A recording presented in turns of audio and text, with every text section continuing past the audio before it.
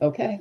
All right. Well, thank you so much, Diane, and the entire board of the group that is hosting me this evening. My name is Lynne Taylor. I'm also known as the Common Core Diva. And as Diane shared, yes, I have been very outspoken in education research for longer than I really ever thought that I would be.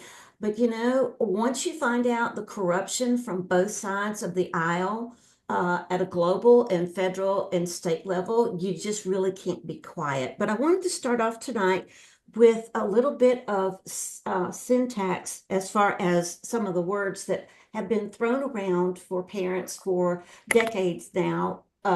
You hear one thing, you think it means the good, and the person, the educrat, the bureaucrat, or whoever is speaking is using it in a whole different context. So in other words, for choice, and this is from a thesaurus, we have winnowing, like I'm whittling away at something. And then for absence of choice, we have, let's see here, what was it? We're going to waive our rights. Now, the reason why I wanted to do that is because when you hear school choice, you're supposed to think, oh, this is going to give me freedom that I already don't have. Well, guess what?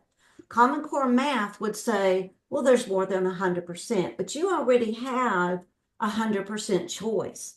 The school choice phrase is used to promise you something you don't have or enhance something you don't have. You have everything. And what school choice really will do is give you no choice. And how do I know that? Well, first of all, I was buddies with Charlotte Iserbyt, and she was the whistleblower under the Reagan administration from the U.S. Department of Education. She's also was also the author of Deliberately Dumbing Down. There's a whole website of her work out there. And she was the one who blew the whistle on the globalization of education, how the United States was selling out its education system to become more global due to technology. And this is not a good thing because attached to school choice is going to be funding. And what does the funding do? It puts a target on the child's back. The data follows that target. And that data ends up at the United Nations and is used in international assessments that slot and grade our children. This is not an American scheme. School choice was hatched up by the United Nations. It was brought over into America and it is in several other countries as well. And basically, what school choice does, especially here in America, is that it cuts out your representation. It misuses your taxpayer money. It treats it as redistributed wealth, which is socialism.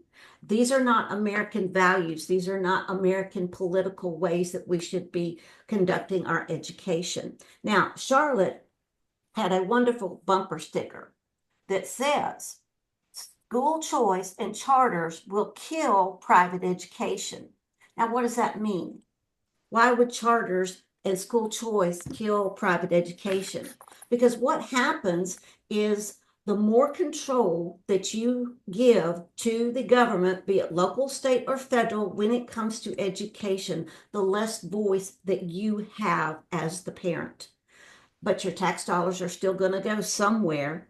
But the goal of school choice, according to Charlotte's research and what I've been able to pick up and carry on, is that here in America, kill everything outside of public education, shut it down, including homeschooling, rebrand it as public. Therefore, the illusion that the state will be running the education system is just that. It's an illusion because the federal dollars will still be coming in. If they're not coming in from the Department of Education, they'll be coming in under Title I, which is involved with Medicaid and Medicare. That will be tied to the Health and Human Services Department. Then everything about the job skilling that we're seeing, that's coming from the Department of Labor. You also have data that tracks your students no matter where they are right now. Let's say they're in homeschooling. The minute they go to any sort of higher education system, they are assigned a number that data tracks them, and it plugs them into the system, because the Department of Education and the Department of Labor came up with something as a result of the Every Student Succeeds Act. And that was, well, we know the federal government can't spy and data track our students, but if we get the states to marry their systems together, well, the states can do the work for us. And hey, we could still use the data, which gets passed on to international groups. So what is that system? It's called the Student Longitudinal Data System. That's from the Department of Education. It marries to the Workforce Quality Data Initiative out of the Department of Labor. And what it does is it slots and streamlines your child, no matter where they are in whatever type of education, and it takes and puts them on a track, usually through career assessments, and puts them on a track to be trained for whatever the Department of Labor data says, hey, your state needs blah, blah. And vice versa. The Department of Labor will backtrack that data to the school to say, here's what you need to teach. This is not choice. This is training and breeding our children to become workforce widgets. Again, this is part of the United Nations Sustainable Development Goals, because Sustainable Development Goal number 4 is quality education for all. Number 8 is decent work for all. And the reason those two are so vital to be entwined with each other is because, as a member state of the United Nations, as well as the Group of 20 or the G20, during Trump's first administration, he and then Secretary DeVos went to Argentina on the taxpayer dollar to meet with other ministers of education from around the Group of 20, as well as the labor ministers. Down here in America, we call them secretaries. But the point of it was they agreed and signed an agreement without American taxpayer voice or vote. We didn't get asked if we wanted this agreement to be signed, but they had signed an agreement to merge education to labor to create a skilled workforce for a global economy. Not a local economy, but a global economy. And the sad fact of the matter is that homeschooling thinks they are absolutely free from this. No, you're not, because according to Every Student Succeeds Act on page 17 of the final version of the law, it clearly stated that all education must be aligned to the same post-secondary readiness standards as laid out by the Workforce Innovation and Opportunity Act. That one mandate says all. It doesn't mean all public school students. It doesn't mean all homeschooling students. It means public, private, charter, magnet, home, hybrid. All education, all in the government's language, means everyone, not a select few. Further on in Every Student Succeeds Act, it says that not only will your teachers and your educators have to be certified, that means it's going to put a lot of government control over parents who are homeschooling when school choice is finally done taking over education. That's not choice either. That's telling a parent what they must do. Half the reason why you homeschool is because you want to be away from the government. Further on in the Every Student Succeeds Act, the mandates for the states, neighboring states, to have regionalized alignment in their assessments ensures that no matter what nationally normed assessment that you use as a homeschooling family, puts you in this mix just as much as it does those public school students or the public charter school students or the private charter school students or anybody else that you can throw in. Now, I've got lots of evidence for you. Anything that I say tonight is not based on my opinion. I don't get invited to speak to hear my opinion. I get invited to speak because I bring lots of research. So I'm using the research to speak for you, okay? Now, the Human Rights Researching Arm has reported that school choice money will subsidize private education. but it may not cover all of the tuition that you would be using to seek private education, creating more division, especially via discrimination. Now, it goes on to tell you that in the United Nations Declaration of Human Rights, Article 26 was all about education. And it says here that it was more than just education, because education is supposed to be a vehicle to recognizing and realizing other human rights. Well, the one thing that the United Nations is not understanding, and that our government is not understanding, is that education is a privilege. It is not a basic human right. It absolutely is not. It is a privilege that was assigned to parents by their creator. The government here in America is supposed to guarantee and protect those rights. When the government at any local or state level says they want to expand parental rights, again, Common Core math, because you cannot improve on what is inherent or God-given as your right as a parent. The government is doing this because they know if they give you the false illusion that they're somehow defining what a parent can and can't do by using education, that falls in there as well. So you absolutely need to watch how your government uses parental rights, because it is not about the benefit of the family. It goes on to tell you that the United Nations and UNESCO are both organizations working toward creating a more peaceful, just, and sustainable world through international cooperation and dialogue. And what better way to do it than with education? Now, according to this particular research report, I'm going to read for you that they have studied the United States as far as school choice goes. 29 states, when this was published, offer at least one of the three types of school choice programs that target private education. In 5 of those states, it requires that all teachers in participating private schools must be licensed. Don't forget, every Student Succeeds Act said that all teachers, and this was a mandate, that all teachers had to be credentialed to teach post-secondary readiness. 8 states require all participating private schools to publicly report results of state and national tests. 4 states require public reporting of demographic data on the participating students. 5 states explicitly require all participating private schools to admit students with disabilities.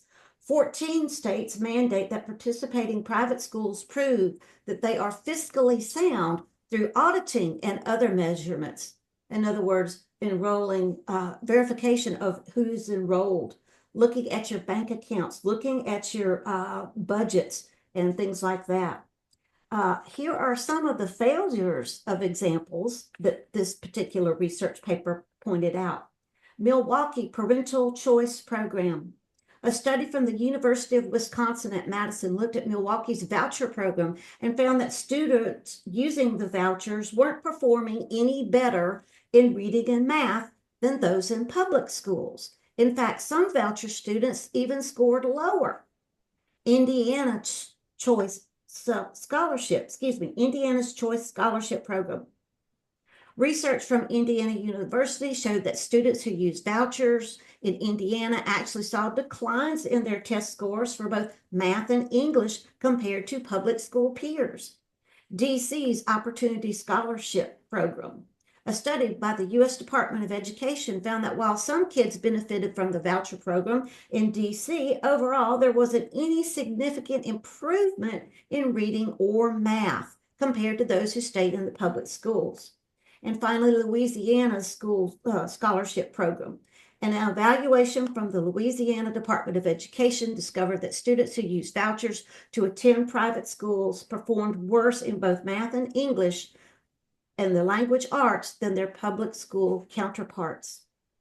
Now, according to them, the only solution is public education that is compulsory. Now, compulsory is another one of those words that you think, oh, yes, we have to have compulsory education. No, compulsory education by default puts it under the government's control. And, here's the funny thing. UNESCO knows that, and they even talk about it in this particular paper.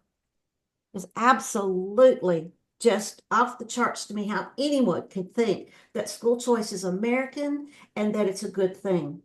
All education, as I previously stated, the data gets taken to international entities like the United Nations. Okay, so if you look at this particular document, it's about 30 pages long, but it gives you a graphic and it's a Venn diagram, and it shows you on one side that we have universal access to education. Well, that's Sustainable Development Goal number 4. Don't forget, the United States is a member state, therefore it must comply with the Sustainable Development Goals. On this side, you see developing the person or the individual. Who gets to define that? Is it really truly the parents, or is it the compulsory government-run education? And then finally, we have the right of the parent to choose. Well, in this particular document, they share that the right for a parent to choose is an idea. It's not a guaranteed right. It is an idea that they seek to squash. And what ties it all together? The funding. Okay? Absolutely, it does. You think homeschooling safe from school choice or will be saved by school choice? In this particular document, it tells you here that the research that went into this particular document targets homeschooling, and it says here that they will use the data to track the existence and location of all non-state schools. Comparing state and non-state schools will go on. The regulation of what happens in the non-state school. The contribution of non-state schools to the Sustainable Development Goal number 4, quality education for all. How sustainable are these non-state schools? State support must support non-state schools. So again, control comes with that money. What are the limits of the non-state schools? How affordable are non-state schools to run? And then finally, at the bottom of the heap, parents and non-state schools. Lynn, Yes. could you please hold the front of that up because they're asking Okay, can you see it? down a little bit? There we Down. go. Is that it? Thank you. Okay, that's it. Now, that's from the United Nations. You're thinking, but Lynn, we're okay. We've got Trump in office and he's gonna get rid of the Department of Education. No, he's not. He cannot do that without Congress. Congress must be involved in this, and so far Congress has not. Executive orders like this one, giving the illusion of expanding. Well, anytime the government expands any program, it means they get more say in what goes on, not less. Now, the thing about it is, and I have reported on this and talked about this in many locations, to shut down the Department of Education is not going to be easy. Does it need to happen? Yes, but the correct way to do it is, first of all, you have to repeal every single federal law surrounding education, starting with the Every Student Succeeds Act, which was a reauthorization of the Elementary and Secondary Education Act of 1965. Then you would have to go in and look at all the other laws that the Every Student Succeed Act wrote in, meaning Higher Education Act, the Workforce Innovation and Opportunity Act, the STEM Act, which is Science, Technology, Engineering, and Math, which is another tool by the United Nations to prop up the Sustainable Development Goals. And that research comes to us from the University of Tennessee. A professor wrote the toolkit for how to pull it off so that it felt like it was coming from within America as opposed to coming from the United Nations. But I'm getting a little ahead of myself. This particular executive order, expanding educational freedom and opportunities for families. Okay, first of all, it ties every child to Common Core aligned assessments including the program for international students and how they have done on their assessments, as well as the NAEP, which is the National the National Assessment of Educational Progress. This is what got the executive order started was, oh, we've done so poorly on our nationally normed assessments, but let's stop and think. Those nationally normed assessments are all Common Core aligned for a reason. Executive orders are not law. They should not be treated as law or de facto rule. This is absolutely unconstitutional. He goes on to tell you that, hang on just a second. I am so sorry. Here we go. When our public education system fails, such large segments of society, again, based on these Common Core aligned assessments, it hinders our national competitiveness and devastates families and communities. For this reason, more than a dozen states have enacted universal K-12 scholarship programs, allowing families, rather than the government, to choose the best educational setting for their children. Now, that goes on to tell you that the growing body of rigorous research demonstrates that a well-designed education freedom program improves student achievement. Really? Okay, we just read examples that were researched that said quite the opposite. So who are we going to believe? Are we going to believe an executive order that is unconstitutional, or are we going to rely on the fact that the states will still have to use federal funds to give you the school choice money? Are you solving the problem? No, you're creating more government footprint. And again, this goes back to the United Nations. It doesn't say in America. All right. I also have for you Article 1 of the U.S. Constitution talks about our elections, thus our representative form of government. And how do we have that representative form of government? Through taxation. Taxation is used to ensure that when taxes are used unconstitutionally, that's misrepresentative government. It's also redistribution of someone else's taxes for socialism. Article 4 backs up Article 1 and adds that citizens have privileges and guarantees for security purposes. Now, the 9th, 10th, 14th, and 26th Amendments are also to protect our guarantees and our securities. Now, those the securities and privileges that we have been violated by every unconstitutional federal agency. The Department of Education, the Department of Labor, the Department of Health and Human Services, and anything that ties those three together was cemented in the Every Student Succeeds Act, and it gave the Department of Health and Human Services the largest government overreach into education via healthcare and behavioral health and mental health and all kinds of interventions that are based off of junk science. It also gave the Department of Labor the next biggest power increase, and finally, the Department of Education. So if you shut down the Department of Education right now, education will be split. Treasury gets student loan and everything to do with the funding. The Department of Labor, everything that has to do with career tech education, STEM, which is science, technology, engineering, and math, career pathways, career clusters, okay? It's known as learn to earn, which puts economy over people. And any government that puts economy over people is not the constitutional republic that we were created to be. People are to come first, money much later. But we have a government that is stuck on stupid, and I mean at all levels, because they're putting economy over students. Okay? Now, you also need to understand there are 13 federal agencies that will get bits and pieces of the Department of Education should it be shut down in a knee-jerk reaction. It still doesn't solve the problem of repealing the laws. You have to repeal the laws first, divorce the funding, and then you can go in and start to shut it down.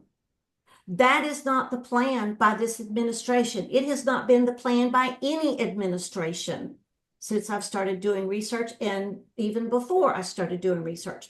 No president has ever said, I'm going to shut this down because it's unconstitutional. You have to repeal those laws first. Well, why would you have to do that, Lynn? I mean, that sounds kind of dumb. You shut down education, the Department of Education, you solve everything. No, you might as well walk into a dark room, turn on the light, and watch the cockroaches scatter, because that is exactly what will happen. At least as unconstitutional as the U.S. Department of Education is, we know where everything is located. You let it scatter, you will never solve the problem. Okay? When you transfer education back to the states, as the supposed executive order does, first of all, it's a lie, because it says the states will still have to use the federal funding. It's also using the same system because you haven't repealed anything. School choice money will continue as a subsidy because it's government funding and it has strings. And trust me, those strings will be the data that is tied to your child's back. Okay. Let's pause here, Diane. And if you would, let's go ahead and show everyone that about 4-minute clip, because I would rather them see that and me miss getting some of this other information to them. Okay, and we have a thought in the chat box too. Okay. So this clip is almost 4 minutes, and let's see. Here we go. It was asked outside, oh, I should be for school choice, right? No, because school choice, the real agenda behind it is to level every type of education outside of level it out. Rebrand it as public, throw it all under the federal control. And when you do that, you kill school boards. And when you kill school boards, you start attacking your representative form of government through voting. That is one of the biggest things no one in school choice camps who are gung-ho about it will ever. There's a research manual out there that I saw a copy of that I can tell you is from 1994. It laid this out. And what we're seeing now is that education savings accounts are all the rage because, oh, yes, we'll fund the student. We won't fund the system. No, you just put a big target on that kid's back for data tracking is what you did when you take that money, because it comes with strings. Again, confinement, hexagons. Let's think about Okay, that. Diane, can you pause it for a second? I want to explain that to people what I meant by the hexagons. If you look at the way data is formulated, it more than likely is going to be in a hexagonal shape because it is to represent the unity of the data. All right, unity in data means everyone's in the same pot. You keep going. Carrying the control becomes. Now, in 1903, John Rockefeller created the General Education Board for the express purpose to dispense money into education. And he said, I don't want a nation of thinkers. I want a nation of workers. Now, Rockefeller went on to throw money in education and ruin it. He also threw money into medicine and ruined it. The current healthcare system that we have right now is because of John D. Rockefeller and his horrible influence. H.L. Mencken, who lived from 1880 to 1956, said, the aim of public education is not to spread enlightenment at all. It is simply to reduce as many individuals as possible to the same safe level, to breed and train a standardized citizenry, to put down dissent and originality. Now, from the Silent Weapons for Quiet Wars book on page 7, it took both these men and threw in this little tidbit. The quality of education given to the lower class must be of the poorest sort, so that the mote of ignorance violating the inferior class from the isolating the inferior class from the superior class. This remains incomprehensible to the inferiors with such an initial handicap that even the brightest of them will have little hope of ever extricating themselves from their assigned lot in life. This form of slavery is essential to maintain some measure of social order, peace, and tranquility for the upper ruling class. So anytime someone comes at you about school choice or education savings accounts, think universal basic income. That's a socialistic practice. We're not a socialistic nation, are we? Well, yeah, we already are, because we're taking things like money from industries. We're taking public-private partnerships. We're making fascism. We're making socialism with welfare. Education savings account money is glorified welfare. It's redistribution of wealth. That's socialism. Okay. On that happy note, I have a one-page document that I will make sure that Diane, you and your board can get so you can pass on to everyone who attended. This is a quote that I said during that speech as well. It can't be a choice when education is all the same. Don't forget, page 17, every student sits at. All education must be aligned to the same post-secondary readiness standards. Okay. How in the world did school choice advocates get to where they are? Well, they either don't know what they're supporting or they're not telling you on purpose. Now, about 1818 to present, parents gave up responsibility to teach when institutionalized education became the normal accepted thing to do. Institutionalized education is managed and maintained by a corrupt state-run system. Now, the state is not the individual states of America, but a government system under international solidarity control, which we are. School choice under the COVID era. School choice was killed before COVID, but has received extra attention due to COVID. True school choice was laid to rest in 2015 in the mandates of the Every Student Succeeds Act. I've already gone over that several times. The money has powerful strings. The money tied to school choice is given to you by the state. It's not as free to use in any way you please as you are led to believe. The technocrats, the leftists, the neoconservatives, the progressive socialists, conservatives, and corporations, along with the United States government, have united in education into international solidarity under the United Nations. As such, representative forms of government are becoming obsolete. Thus, your right to vote is being slowly removed. The strings are sacrificing your children's freedoms along with yours to get a subsidized income. The more subsidized your children's education becomes, the less choice you have. Now, this type of education reform is not our savior. It absolutely has not proven itself to be. School choice will and has already begun to cause massive reforms on the entire U.S. taxation system, which impacts the federal, state to local tax stream. Laws and policies have been changed, especially since Every Student Succeeds Act came to town. These will be carried out by the IRS, another unconstitutional agency, and thus have unconstitutional laws supporting this. This will negatively impact our economic system as well. Now, our economic system is being groomed to be more UN compliant. As stated above, this attacks our representation and our voting. Without true representation, there can be no real education freedom because international solidarity forces an obedience to the state. The state is increasingly required skill-based training and learning for economic gain, not economic knowledge. The research manual for America 2000 or Goals 2000, published in 1994, stated that vouchers and tax credits, also known as education savings accounts or freedom scholarships, was a tool that was created by the New American Education Corporation and the United States Department of Education, not the grassroots groups that are being championed today. And what was the goal of this? To merge all education into a publicly controlled state for total state control. Now, I don't mean, again, the individual states. I mean the form of government. The 2024 elections used school choice as a tool to deceive millions.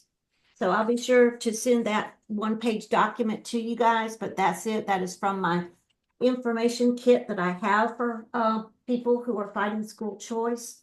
All right, I want to show you some books, and these are books that Charlotte not only recommended, but that are absolutely vital to our understanding of what is happening.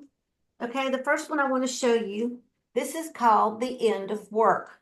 And it is the master plan to have public-private partnerships take over how we work. Well, if our education system is aligned to teaching us where we'll work, what do you think the goal is?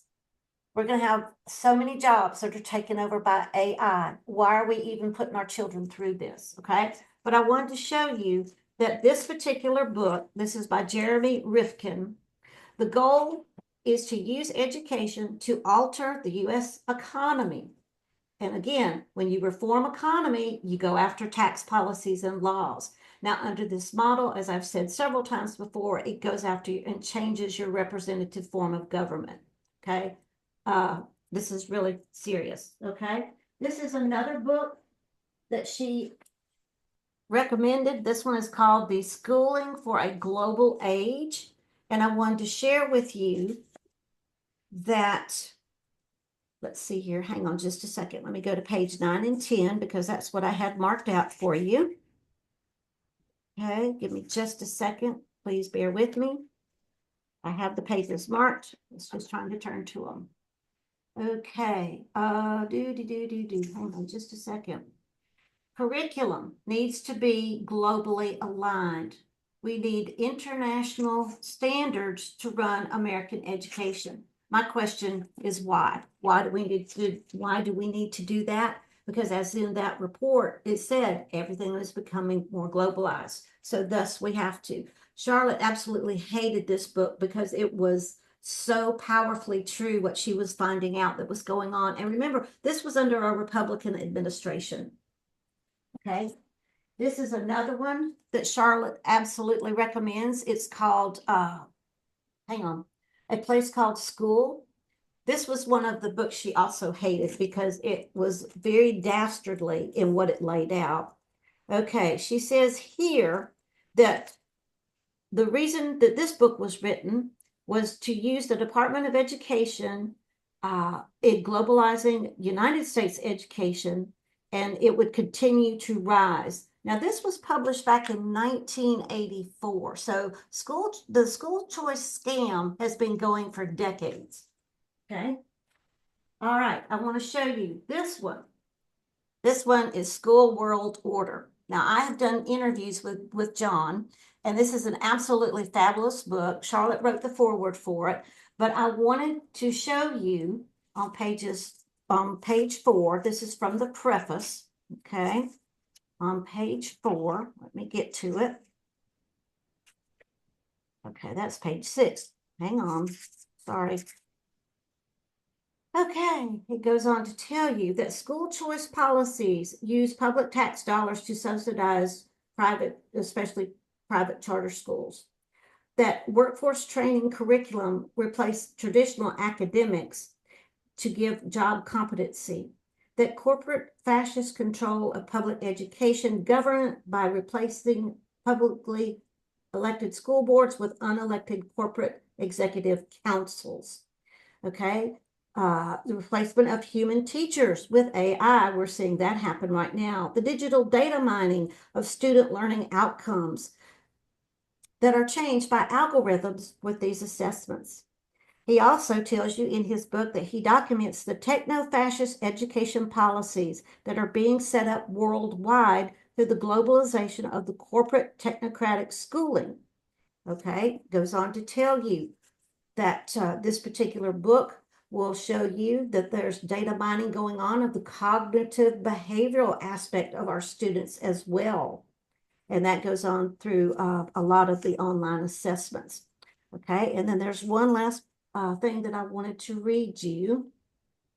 Okay, Charlotte Iserbyt emphasized in The True Goal of School Choice that the buzzword school choice is nothing more than a code word for the fascist privatization of public education. Okay, so that's a really good book. It's on his website. You can look him up. All right, we can learn from this old book. This is all about the NEA and the Trojan horse that it was, that the reason we even had public education began in the United States is because we had, what's his name? Oh, Robert Owen. We know him today as the father of socialism. Now, he was a manufacturer who became a social messiah when he discovered that human character needs to be shaped by society. In other words, their upbringing, their education, and their environment. Now, children didn't need to be taught by their parents. Oh, because their parents aren't going to teach them well enough. No, they need to be taught by society. And that has stuck, absolutely stuck. Okay. Now, this particular book is called School Choice Trade-Offs.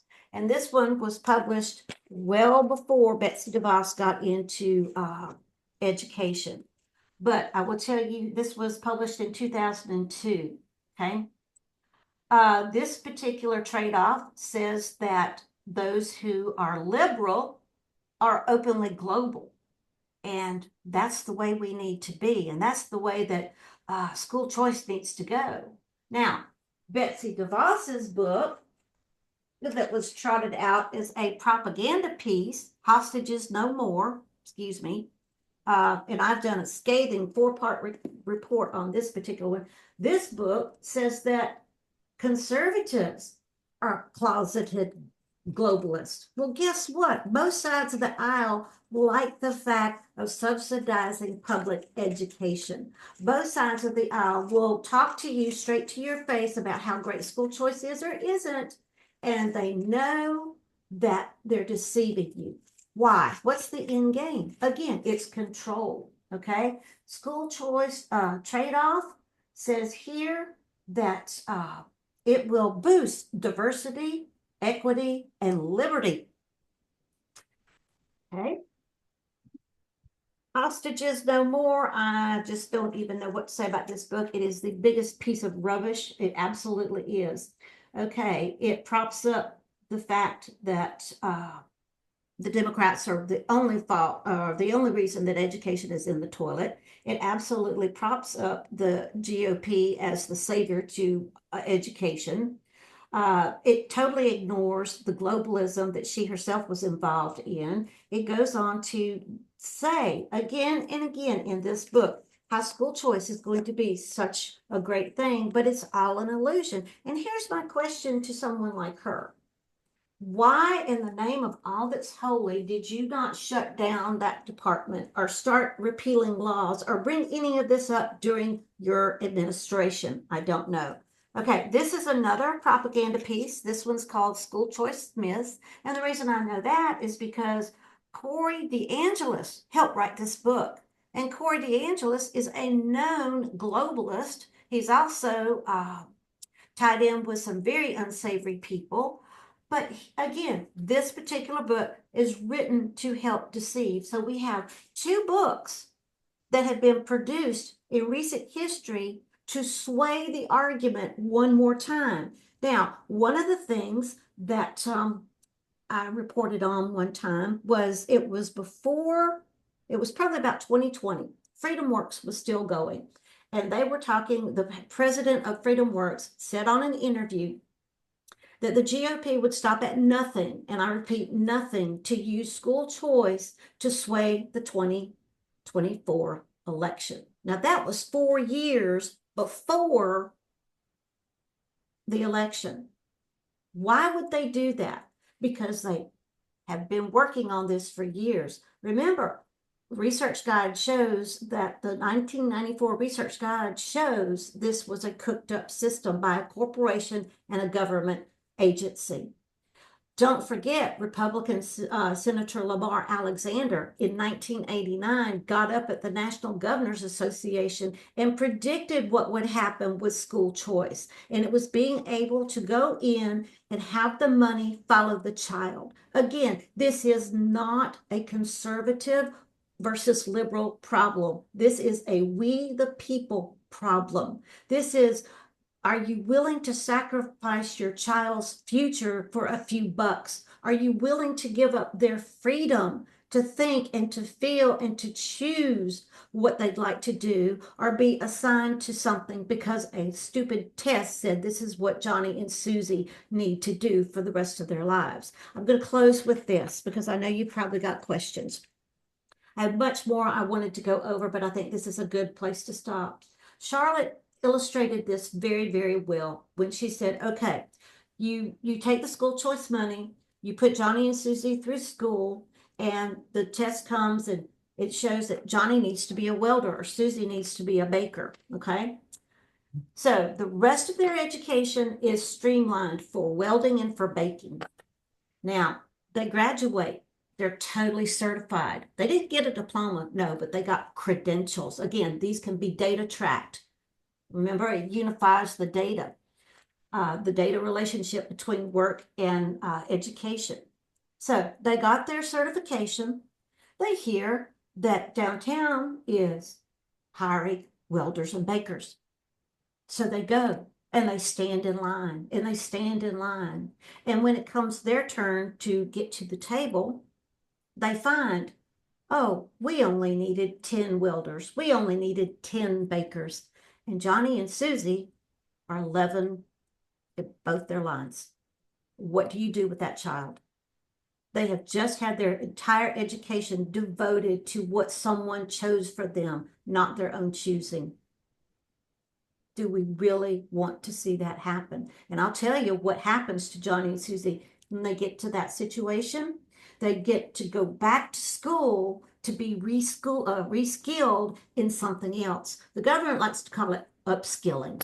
And they even do that with us as adults. We're going to upskill you because the skills you got in your education aren't good enough. No, it's about data compliance, data tracking. This particular system dictates where you work, where you live, and what you will eat. That is not freedom, and that is not choice. Thank you. Thank you, Lynn.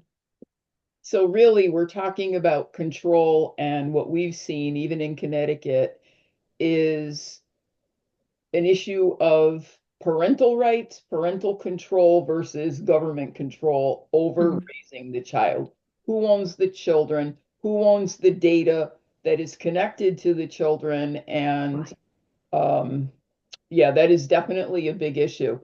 So Yeah, it is. And what you need to look for is what data companies are tied to the education at the state level. Because if your homeschooling families are using the same assessments, that data is going to be right in there with all the other choices. yeah, especially the online platforms. Exactly.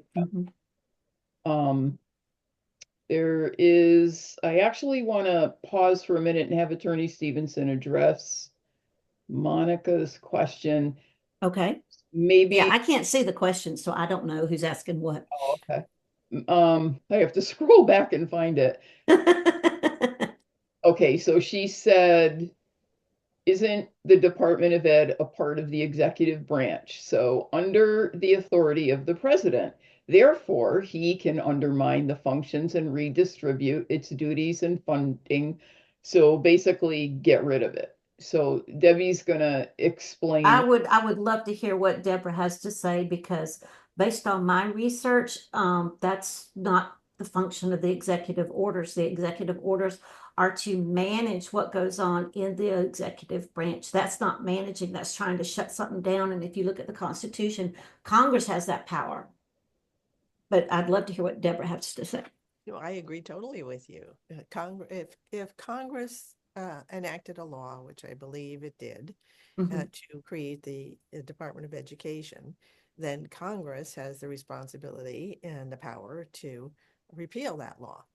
The president, under the Constitution, has the authority to implement the laws that are adopted by Congress. So while the president might have some flexibility in the way he's implementing them in terms of whether that law is being implemented in accordance with the desires and the letter of the law that Congress passed, if it's not, then the president can adjust to make it fit and comply with the letter of the law.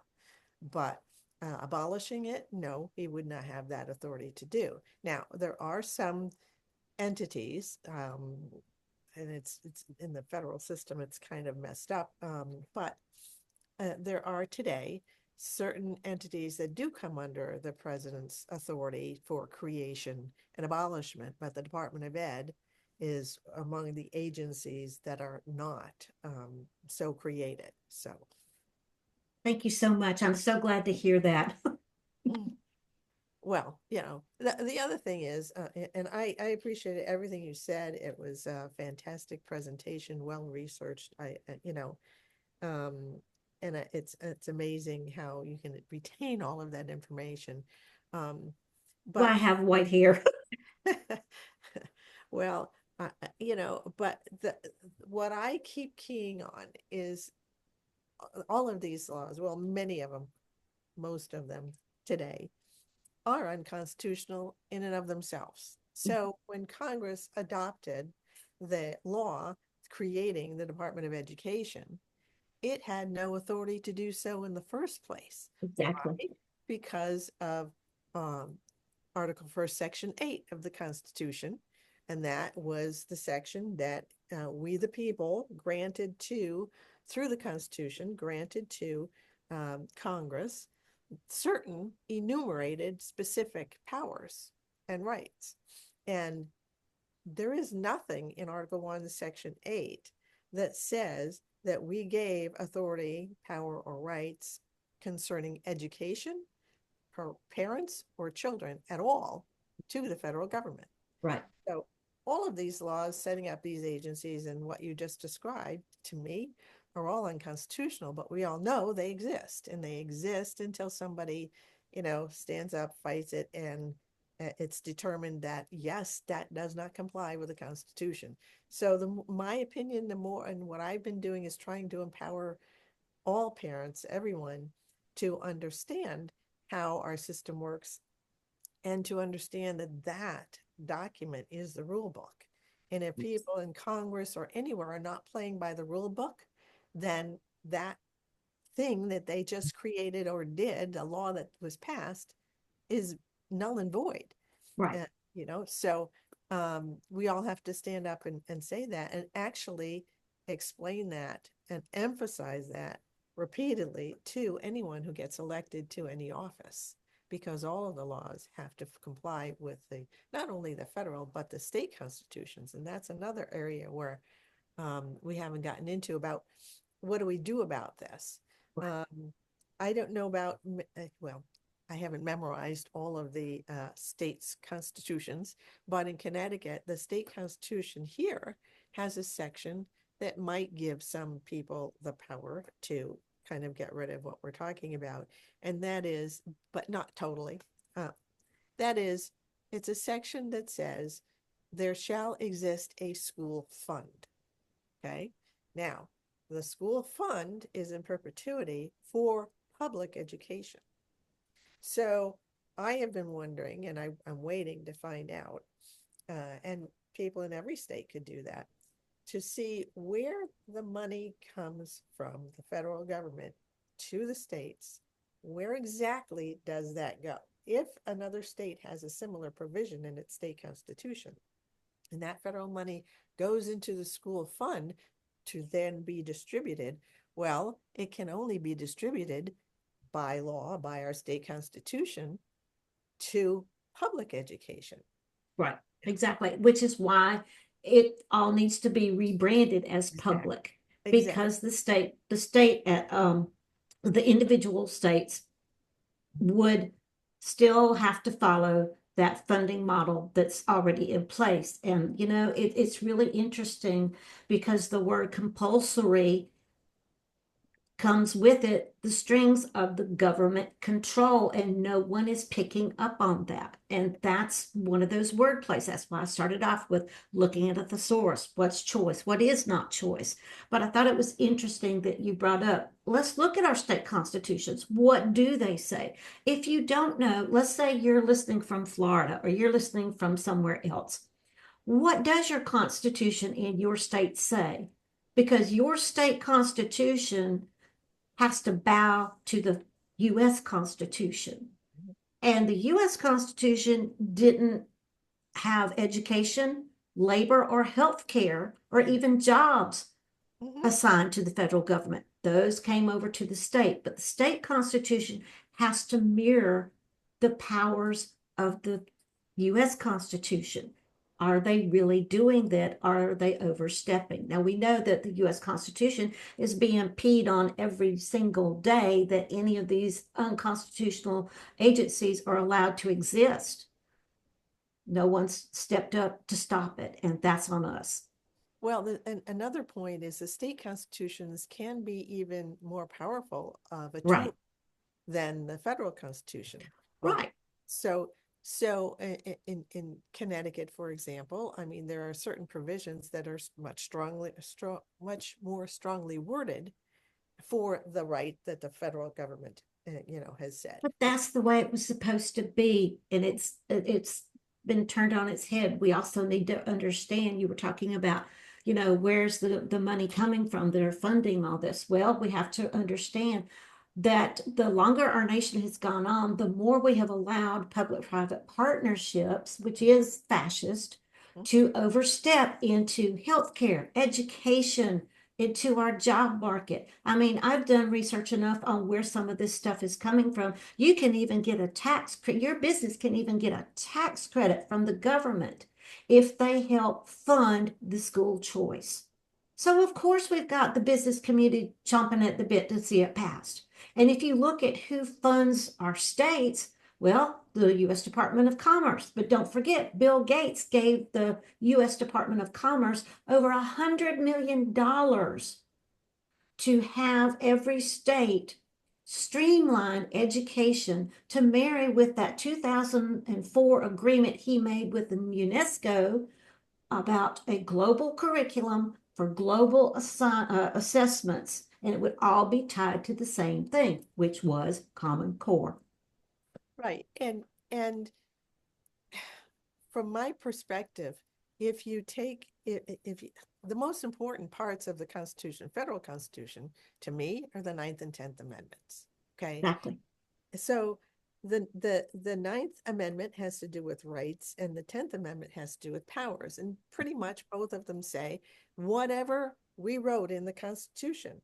In fact, if you look at the preamble to the 10th Amendment, it says it all, because the Constitution would not have been adopted at all unless those in particular, but all of the amendments, but the 9th and 10th Amendment in particular, were not adopted, because they say, federal government, we gave you certain rights and powers, but the rest we didn't give you remain to the people and the states, period. Absolutely. Absolutely. So, Okay, time out. Sorry. Okay, we have some questions that are Sure. adding up in the chat box. Okay. And I also want to mention, if I want to say this first, for everybody that's here, everybody is still on the meeting. If you need to leave, we don't want you to leave. We want you to hang in there with us. Then, just leave. I would like to address what's in the chat box, as well Please. as the failure of school choice, because what we're hearing here is from the global level on down, the train tracks of how this is all lined up and has been unfolding and will impact ultimately the children.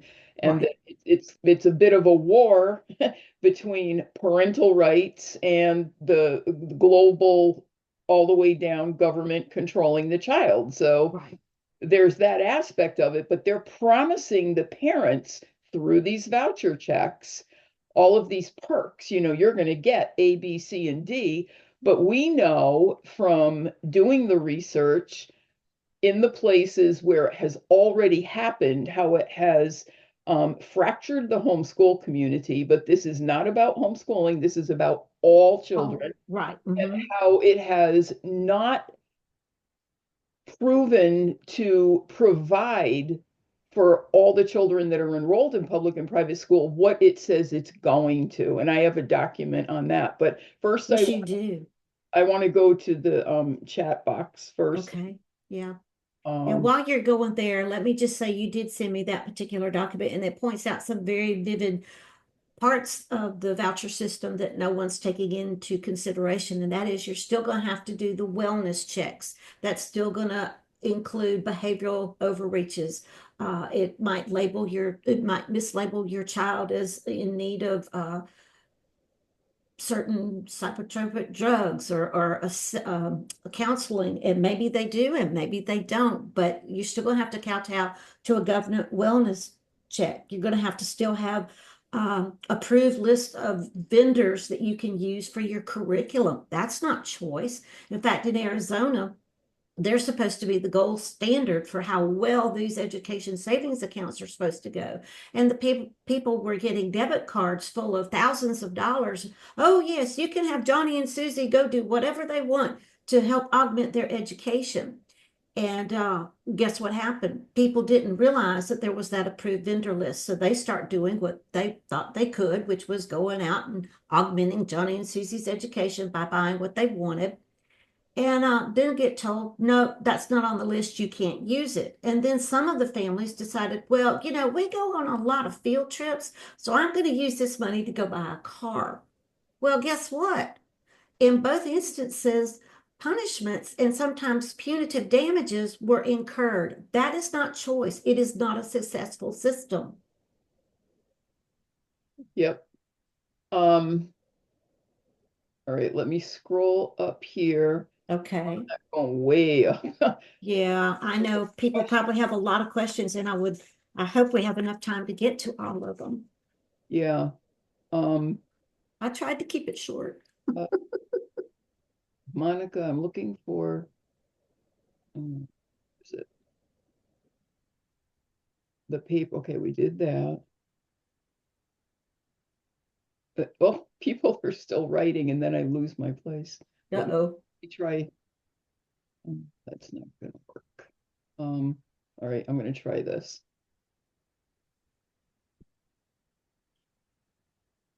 Okay, so it was asked, Yes.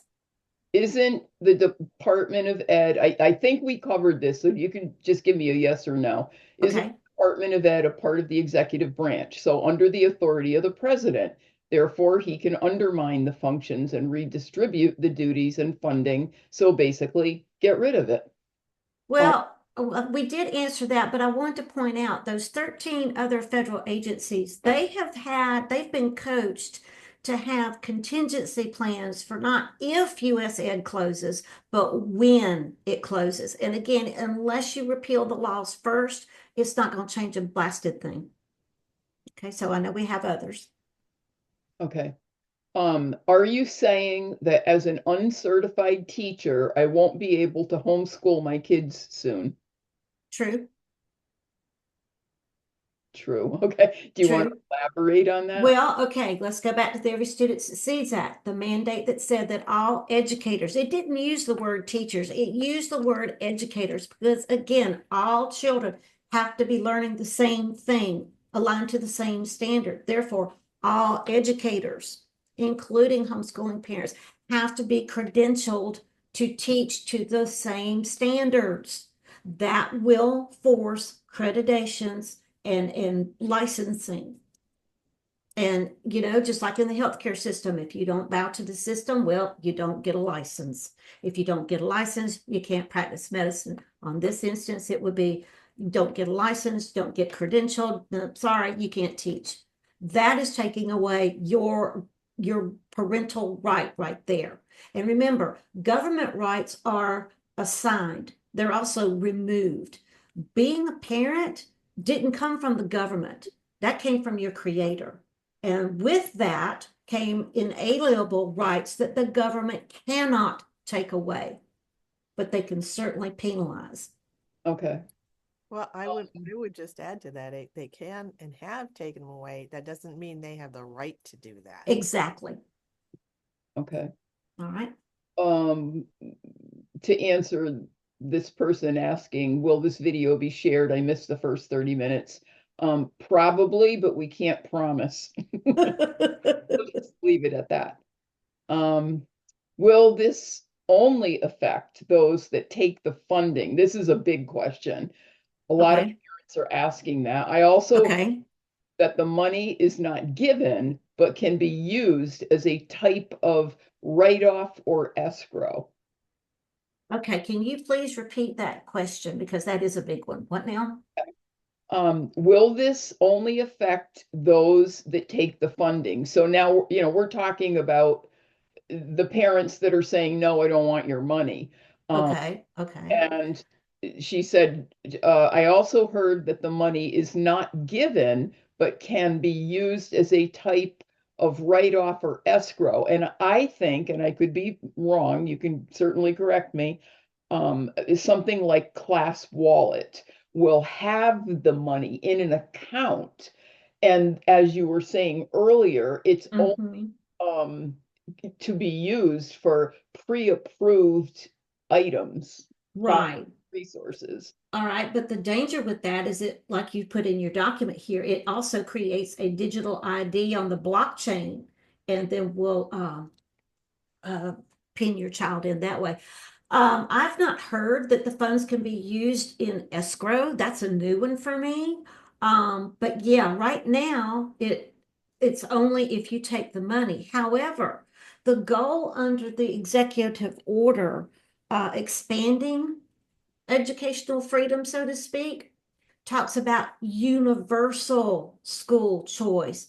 Universal is another name for all, and all doesn't mean just one set of students. It means all students. For example, in the state of North Carolina where I live, some of the funding that goes into our school system doesn't give a flying fart what choice you go to, okay? What it bases its calculation on is every single child in our state between 5 and 17. And that's what is used as the base of funding. We also need to understand that under the Every Student Succeeds Act, Title I funding, which used to go for per pupil need in the school, in other words, for your special needs child, it changed it to universally address everyone in the school, which means everyone in the school, whether you need behavioral interventions or special needs stuff or not, your child is going to be put through those same assessments. That's not really free either, because again, what if your child is having a bad day? They take one of these high stakes assessments, it pigeonholes them into, well, this one's got a behavioral problem.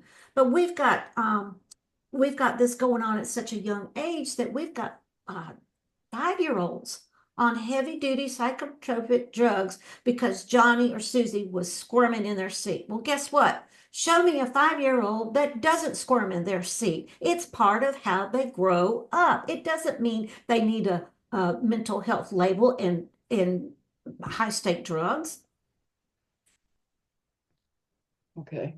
If I could just add to that, I think the questioner also may be thinking about education savings accounts, Yeah. and those are restricted as well by the. Yeah. But one of the reasons why my state wanted to blur the line between homeschooling and public schooling was $400 million that we got under Race to the Top. And somehow it would blur the line between public and private education. Well, North Carolina happens to be one of the only states that made sure in its administrative branch that it had a separate department for private education separate from the public instruction department that we have. And it was supposed to protect homeschooling. But because a law change was made in 2013 to somehow improve upon the freedoms that we had in North Carolina, and this is what I said in front of the General Assembly, we already have 100% freedom, and you mathematically, it is impossible to improve on 100% freedom, but they did it anyway. Okay, thank you. Move on. I believe immediately this would affect those who are taking the funding now. However, over time, the goal is for this to overflow Yep. to all all of us. Yep, exactly. Spot on. Check out Sweden. Homeschooling is now illegal, and California. Hmm. Those are some examples that I am aware of. I am interested to Right. hear what the consensus is overall here. I've definitely heard that, and I know Lynn can talk about it. And I have from another mom in New Jersey, there's Hmm. a chart that she made, and I don't think I've published it yet, and I'm sure she'd be okay with it. And it tracks other countries where they Hmm. started school choice some time ago. There Yeah. are no more homeschoolers there, no more. Right. And Right. in the states in this country where they've adopted school choice, it has become increasingly more restrictive. Right. So it's whatever word you want to put on that. Right. Uh, Absolutely. No, that's exactly right. Right now, it's just those who take the money, but pretty soon, we don't, and see, that's the thing, we don't know how long we have, because you have federal level congressmen and women who are putting out bills that I've seen recycled through at least two administrations, where we're going to incentivize our families so that we can have universal school choice. And it's like $100,000. Now, what family is going to say no to $100,000? I know if someone said, hey, Lynn, here's $100,000, but we have to remember that just because the government's given me $100,000 um, to supposedly have universal school choice, I'm giving up my freedoms when I take the money. I'm giving up my right to choose when I take the money. I'm also taking someone else's money. These tax credits are not your funds. And why? Because you think they are. And I have had, I don't know how many parents come up to me and tell me, well, it's my tax money. I should be able to use it how I want. Well, guess what? The second you write that check to the state government or the federal government for your tax, it ceases to be yours. It goes into this general kitty, and based on whatever funding formula the state or the federal level has, is to who gets what. So it's putting us in competition with each other. If you saw the grants and the things that go on in education that pit one state against another, you would be absolutely shocked, because we're having to fight each other for something that we shouldn't have to fight over. okay, thank you. Can I just add two How can words this to that? conversation reach new homeschoolers in Connecticut? For new families, they may not know how this works and need an introduction to these ideas. They may go to school. They may go for school choice, not knowing the strings attached. We have been working on this for several years. We keep Mm-hmm. having Zoom meetings. We keep publishing articles. We can't make people attend these Zoom meetings. We Right. can't make them read the articles. CHN now has a PowerPoint presentation that I'm going to link to. It's 31 pages, and it's the tip of the iceberg of the information that we have. Right. Um, and it explains why this is a bad idea.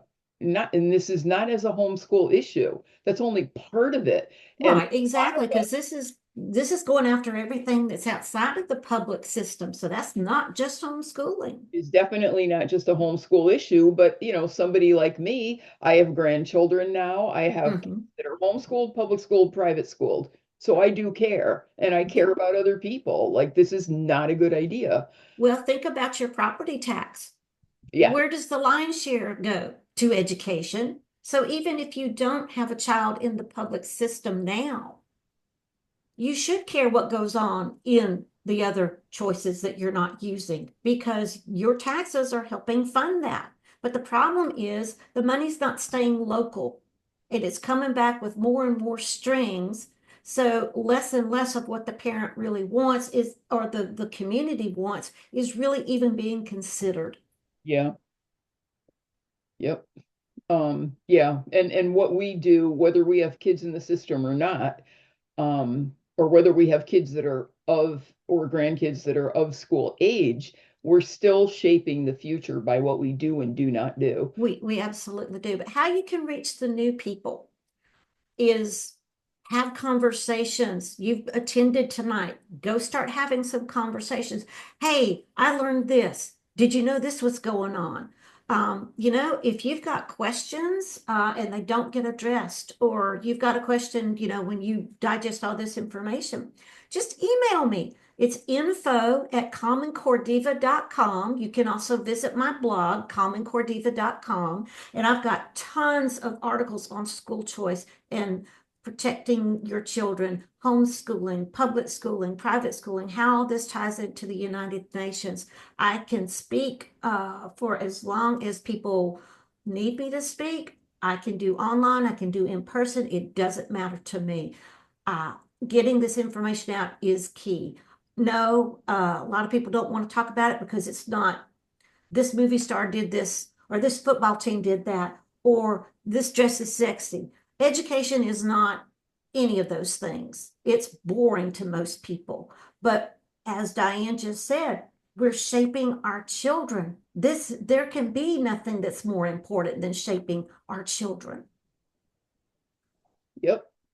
Okay, so there's a lot of comments about learning and wanting to get the word out, and that's exactly how it's going to happen. I've said this even in CHN many times. People say thank you and okay, you're welcome. We get that.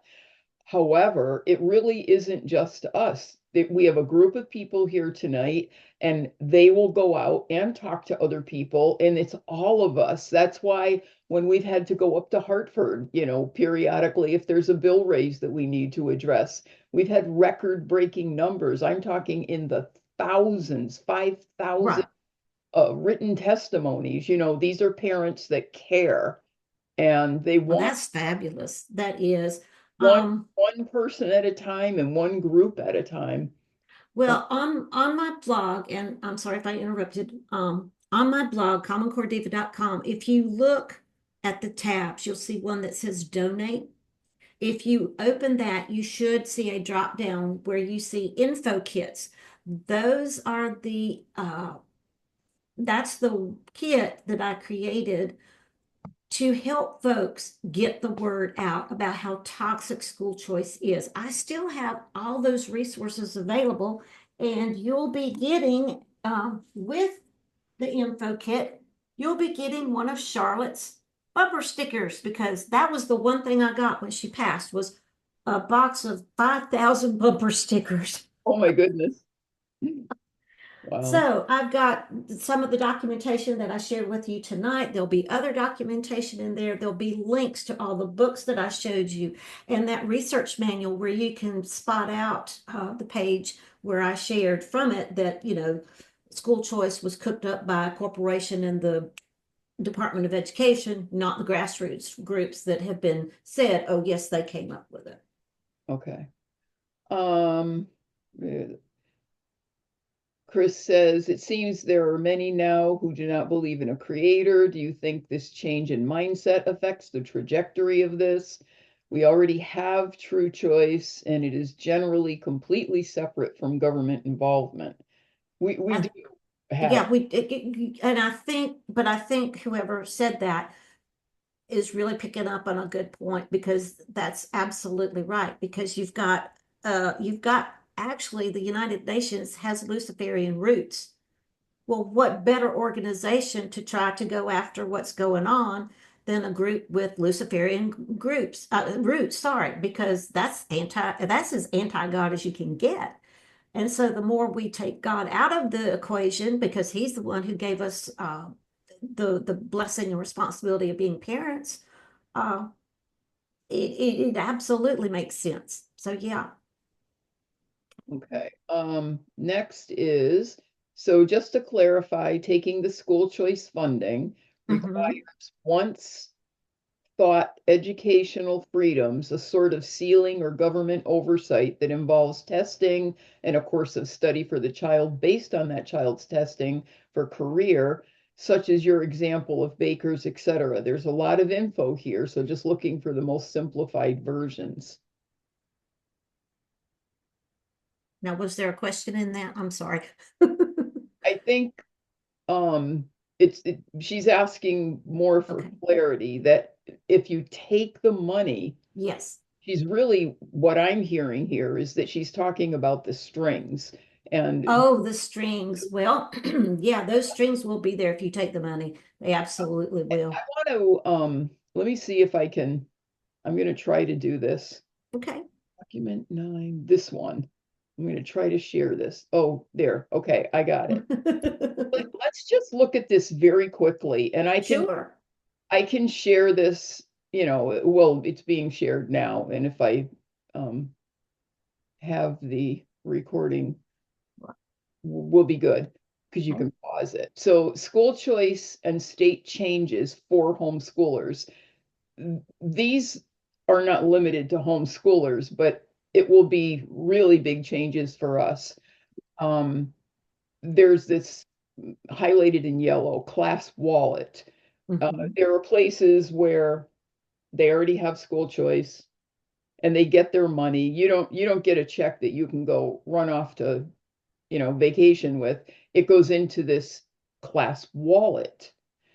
And how I understand it from what Lynn was saying earlier is, yes, there are pre-approved purchases that you can make. So you need to know that. Otherwise, you may not get compensated. And I believe that there's actually a lawsuit in Arizona from the Yeah. parents over this issue. Well, it's because the state didn't tell the parents, hey, with the money comes strings, like an approved vendor list. Mhm. But you shouldn't have to ask the state. But that's what a lot of parents have done since is, okay, I took the money. Now, do you have an approved vendor list?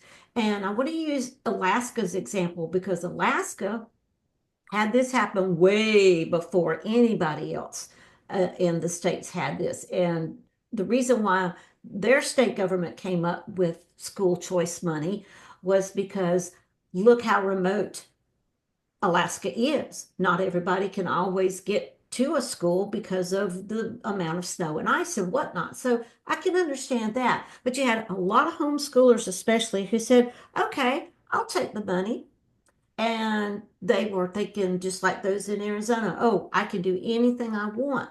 Well, what they didn't bank on was that the State Department of Education there in Alaska, for every family that took the money, they got mailed on a regular basis at least 800 pages of state required curriculum that must be woven in to their homeschooling.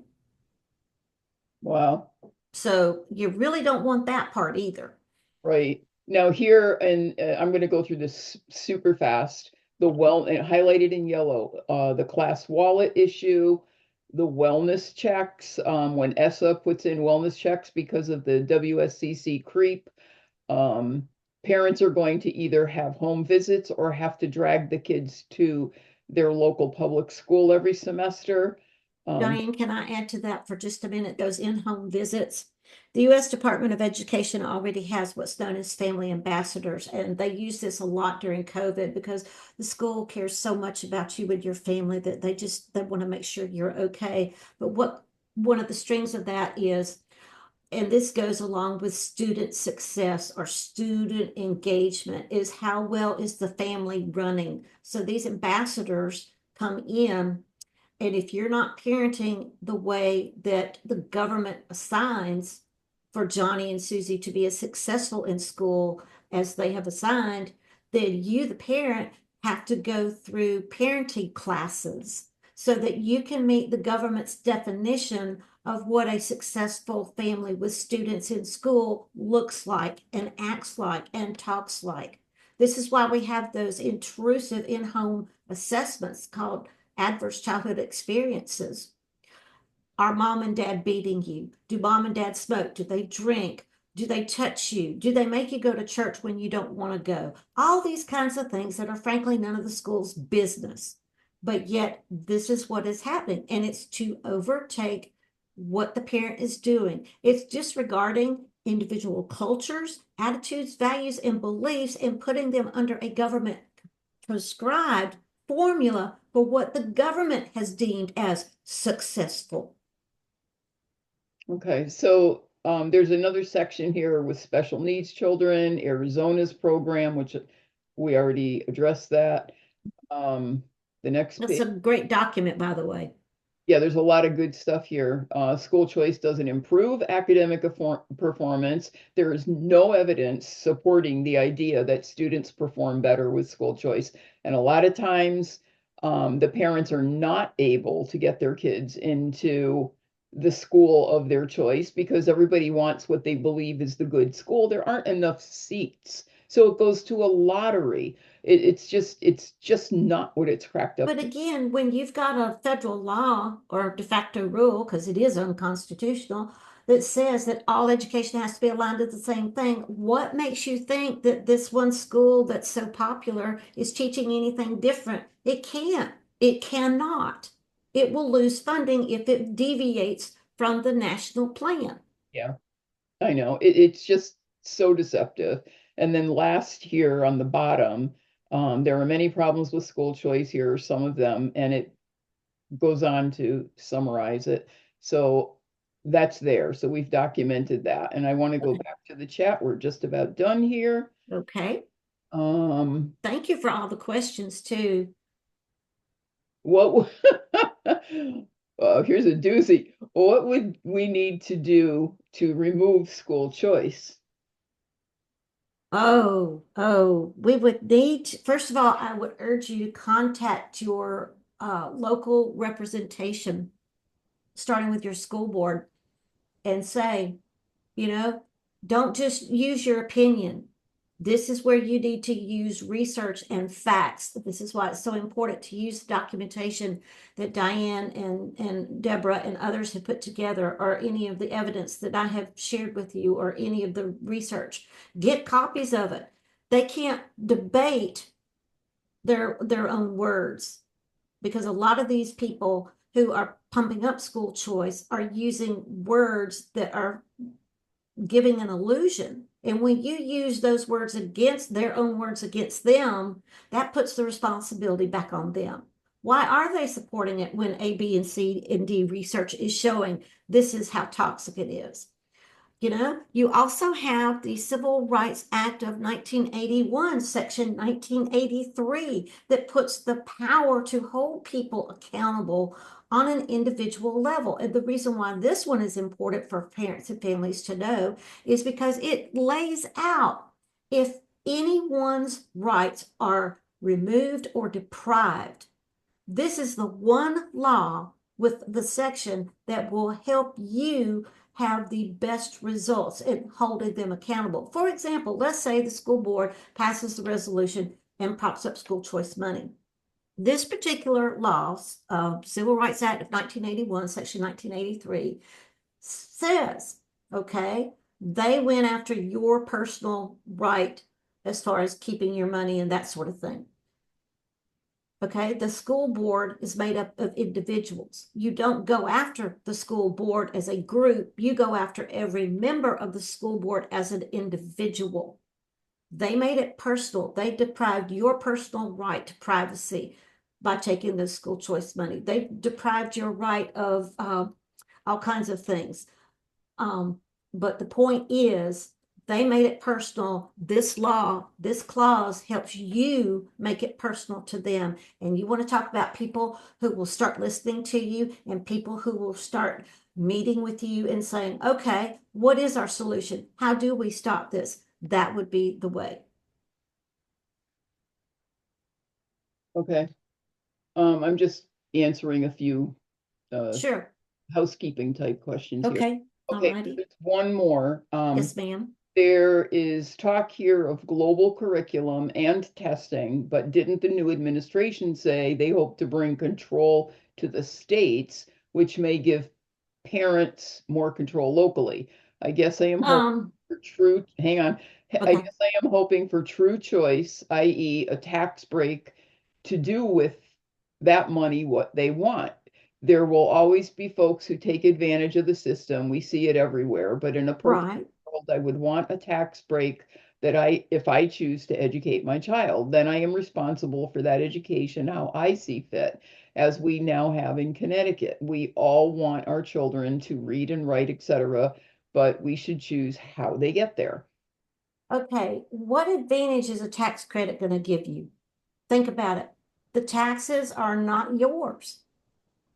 You're already paying for your child and everybody else's. Now, I understand because I have over 20 years of homeschooling experience. So I know I was having to pay for my own children's lessons and curriculum. And then I'm also seeing my property tax and other taxes go towards education. My point is, we've had a lot of people argue that they deserve a tax credit. Why are you asking the government for a credit? The government doesn't give freely. They will either want an ounce of some type of payment, whether it's in money or in your child's backside. Now, you wouldn't want either one. So again, that's a false narrative. Tax credits, tax vouchers, education savings account, it's all school choice money with the same strings. The new administration is going to promise you the moon, but they will not deliver. And why? Because a lot of the supposed globalization that is being fought is not truly being divorced from America. America still is the largest funder of the United Nations and will always be the #1 funder of UNESCO and other things that bring culture and education and all this other stuff together. The government doesn't want to get rid of globalization. Listen for not what's said, but what isn't said. Okay? Think of it that way. The new administration knows exactly what is going on and doesn't care. They'll act like they care, but they don't. Because if they did care, why wasn't it done the first time around? Ask yourself that. Okay, I just want to say that's an opinion. Yes, that is, well, no, not necessarily, but okay. I just want to acknowledge that we have a lot of views in this group, And that's okay because we're all different. We don't have to think the same thing. But right? that was some opinion, but it's also based on research. It absolutely is. Um, okay, so as far as the tax credit, putting money back in one's pocket, I mean, I've wondered about that myself, but my understanding is that it does still come with controls, and Uh-huh. people may or may not care about that. But what is it that you can claim the credit for? It's still controlled and it's Right. still aligned with that global agenda. So Right. it's a matter of the incrementalism and so Yeah.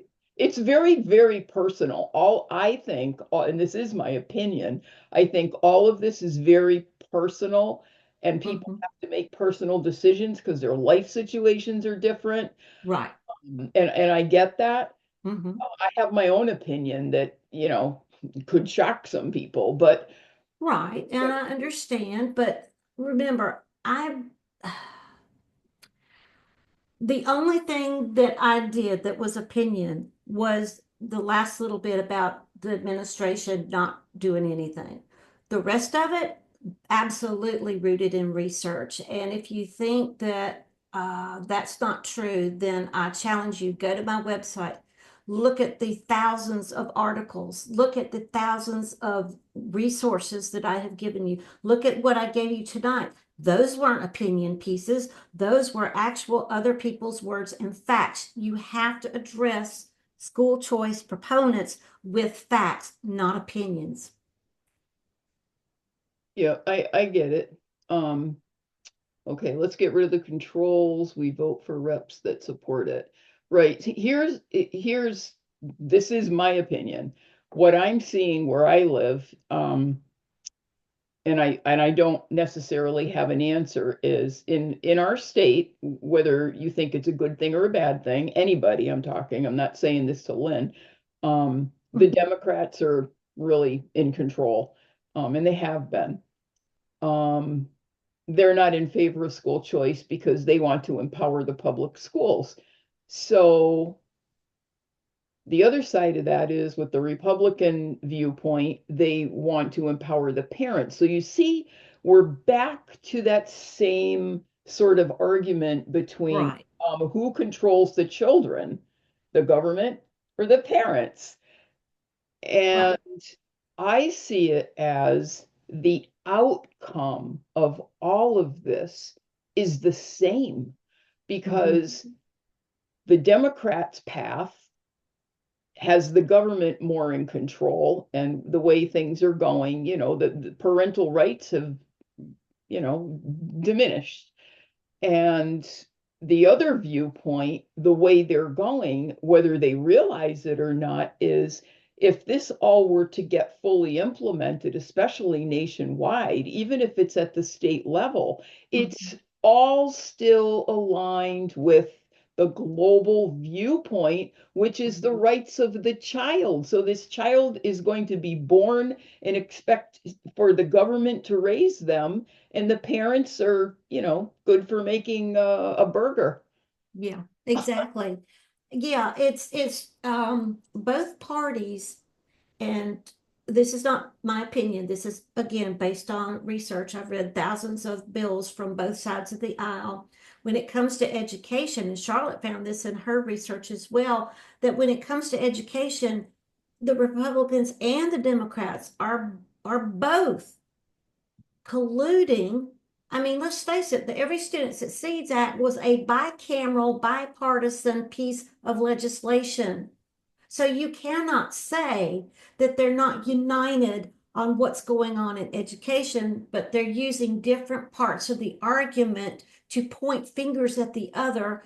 And we're so busy listening to that that we're not really looking at what's the problem. Well, the problem is we're not seeing them protect the children or their futures. We're seeing them plan their futures, and that's dangerous. Yeah, there's definitely a lot to it. Yeah. And people need to, whatever they decide, Right. they need to make informed decisions. And this topic is huge. I've been studying it for years. I know you've been Yeah. studying it for years, and I have hundreds and hundreds of pages. And there are other moms across the country that we know and have spoken to that have done the same thing. And Exactly. every one of us has drawn the same conclusion, Yeah, data that's in front of us. it So is. It absolutely is. it So is thank you what it is. guys. And it's not about empowering the parents. It absolutely isn't. Oh, no, no, it really isn't. But thank you guys so much for the questions and the comments. And, um, I just want you to understand that the main thing tonight was truth doesn't mind having questions. It's the lies that cannot stand up to challenges. So, think about where you are in this. You're not going to vote the same way that I am. I'm not going to vote the same way that you are because I know that both mainstream parties are the reason why we're in the mess we're in. I am totally independent when it comes to politics.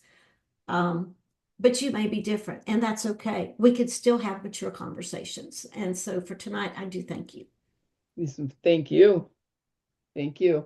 And we will, let's see, there are no more questions, so we're good. And we will be in touch with everybody. Oh, um, soon. I will just leave it at that. Okay, sounds good. All right. So I have to click on this end button and sayonara for now. Thank you all for coming, and especially those warriors that stuck with it for all this time.